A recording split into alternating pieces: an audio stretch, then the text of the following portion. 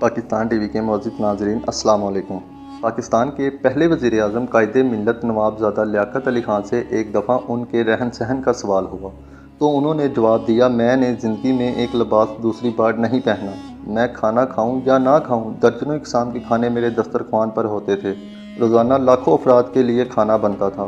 میرے life style کا یہ عالم تھا کہ میں پڑھنے لکھنے کے لیے آکسفورڈ یونیورسٹی گیا تو باورچی خادم اور ڈرائیور ساتھ گئے، لیکن جب میں وزیر اعظم بنا تو خود سے سوال کیا، لیاقت علی خان، تمہیں نوابی یا وزارت عظمیٰ میں سے کسی ایک چیز کو رکھنا ہوگا، اور میں نے قوم کے لیے وزارت عظمیٰ کا انتخاب کیا۔ نوابی انداز سادہ زندگی میں اس طرح بدلا کہ ان کی اہلیہ بیگم رانا لیاقت علی خان کے مطابق لیاقت علی خان جب کپڑا خریدنے لگتے تو خود سے پوچھتے، کیا یہ پاکستانی عوام کے پاس ایسا کپڑا ہے؟ مکان بنانے کا خیال آیا تو سوچا، کبھی پاکستانیوں کے پاس اپنا اپنا مکان ہے؟ جب اہل خانہ کے لیے کچھ جمع کرنے کا سوچتے تو اپنے آپ سے سوال کرتے، کیا پاکستان کے لوگوں کے پاس کچھ ہے؟ جب سب سوالوں کا جواب نہ میں ملتا تو وہ اپنے آپ سے کہتے، لیاقت علی خان ایک غریب ملک کے وزیر اعظم کو نئے کپڑے، لمبا چوڑا دسترخوان اور ذاتی مکان زیب نہیں دیتا۔ 4 سال 2 ماہ تک پاکستان کے پہلے وزیر اعظم رہنے والے یہ عظیم لیڈر باصلاحیت، دیانتدار، محنتی اور عہدیدار شخصیت تھے، جن کی رگ رگ میں وطن کی محبت تھی۔ آخری وقت میں بھی ان کی زبان پر یہ الفاظ تھے کہ اللہ پاک پاکستان کی حفاظت فرمائے۔ قوم کے ہر دل عزیز رہنما لیاقت علی خان 1896 کو بھارتی علاقے کرنال میں نواب بہادر رستم علی خان کے گھر میں پیدا ہوئے۔ ان کا خاندان مغلیہ عہد میں ایران سے بھارت آیا تھا۔ ان کی زمینیں صوبہ پنجاب اور اتر پردیش میں پھیلی ہوئی تھیں۔ لیاقت علی خان بچپن ہی سے خاموش مزاج تھے۔ شوخی اور شرارت ان کی طبیعت میں نہ تھی۔ ابتدائی تعلیم آبائی علاقے سے حاصل کی، اس کے بعد علی گڑھ میں MAO کالج میں داخلہ لیا۔ 1918 میں جب ان کی عمر 22 برس تھی، کالج سے گریجویشن ہوئے۔ اسی سال ہی ان کی جہانگیر بیگم سے پہلی شادی ہوئی۔ اس وقت ان کے اہل خانہ ان کو انڈین سول سروس میں شامل کروانے کا سوچ رہے تھے۔ لیاقت علی خان ابھی مزید تعلیم کے خواہش مند تھے۔ شادی کے بعد وہ برطانیہ چلے گئے اور آکسفورڈ سے قانون کی ڈگری حاصل کی۔ 1923 میں برطانیہ سے واپس آنے کے بعد سیاست میں آنے کا فیصلہ کیا اور مسلم لیگ میں شامل ہو گئے۔ 1926 میں وہ اتر پردیش سے قانون ساز اسمبلی کے رکن منتخب ہوئے اور 1940 میں مرکزی قانون ساز اسمبلی کے رکن منتخب ہونے تک UP اسمبلی کے رکن رہے۔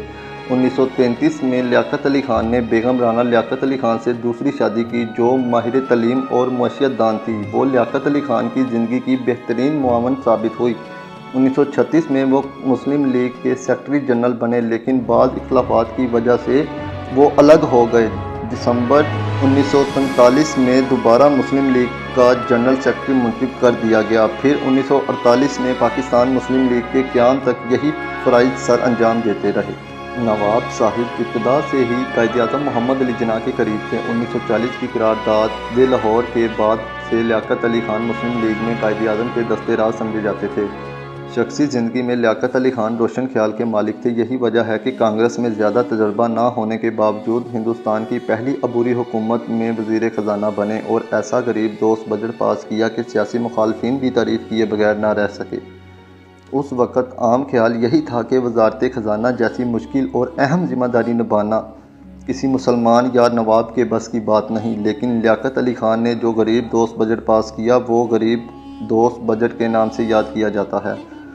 14 اگست 1947 کو پاکستان وجود میں آیا تو لیاقت علی خان کے سر پر وزارت عظمیٰ کا تاج رکھا گیا، کیونکہ قائد اعظم کا یہی فیصلہ تھا۔ لیکن نواب صاحب کے لیے یہ کام بالکل نیا تھا۔ مسائل نئے تھے، ذمہ داری بہت بڑی اور بھاری تھی، لیکن دنیا جانتی ہے کہ انہوں نے اس ذمہ داری کو پوری دیانتداری کے ساتھ پورا کیا۔ مگر قائد اعظم محمد علی جناح کی بے وقت وفات نے ان مشکل ذمہ داریوں میں مزید اضافہ کر دیا، یہاں تک کہ ہندوستان اور امریکہ کے بعض اخباروں میں پاکستان کے حوالے سے صاف صاف لکھ دیا کہ پاکستان قائد اعظم کی وفات کے بعد نہیں رہے گا۔ لیکن لیاقت علی خان نے اپنی ذمہ داریوں کو دن رات محنت کر کے نبھایا۔ لیاقت علی خان کو جس مسائل کا سامنا تھا ان میں سر فہرست فرقہ وارانہ فسادات اور مہاجرین کی آباد کاری تھا۔ لیاقت علی خان نے فرقہ وارانہ فسادات کی روک تھام کے لیے حکومت ہند اور لارڈ ماؤنٹ بیٹن سے ملاقات کی اور متاثرہ علاقوں کا دورہ کیا۔ فضا کو خوشگوار بنانے کے لیے گاندھی کی سماجی پر پھول چڑھائے۔ ان کے دور میں ریاست کو چلانے کے لیے ستمبر 1939 میں نیشنل بینک آف پاکستان اور کمپنیوں کی حصص کی خرید و فروخت کے لیے سب سے پہلا اسٹاک ایکسچینج کراچی میں قائم کیا گیا۔ 1950 میں پاکستان انڈسٹری کارپوریشن ایکسچینج قائم کی گئی۔ تیل کی اطلاعات شروع ہوئی، جس کی وجہ سے سوئی گیس دریافت ہوئی۔ سیلاب کی تباہ کاریوں کی روک تھام کے لیے 1950 میں فیلڈ کمیشن قائم ہوا اور ان کا یہ کارنامہ یاد رہے گا کہ انہوں نے قرارداد مقاصد کو منظور کروایا۔ پاکستان کے آئین و قانون اسلام پر مبنی قرار دے دیے گئے۔ نواب صاحب اگرچہ ایک دولت مند جاگیردار اور قدیم خاندان کے چشم چراغ تھے، لیکن ان کی زندگی ہر قسم کے ناز و نوح میں بسر ہوئی۔ تقسیم ہند کی وجہ سے ان کی تمام جائیداد چھن گئی، لیکن لیاقت علی خان نے کبھی یہ جتانے کی کوشش نہیں کی اور دن رات اس مملکت کی بہتری کے لیے کام کرنے میں مصروف رہے۔ آہستہ بولنا اور سوچنے کے بعد بھی بے حد محتاط انداز سے عمل کرنا ان کا شعار تھا۔ یہی خوبیاں تھیں کہ جس کی وجہ سے ان کے رفقا، سرکاری احکام اور عوام ان پر جان نچھاور کرتی تھی۔ چند مخالفین ان کے خلاف لکھتے تو تھے، لیکن چند دن ان کے ساتھ ملاقات کرتے تو ان کے نظریات بدل جاتے اور ان کا ذکر بے حد احترام سے کرتے۔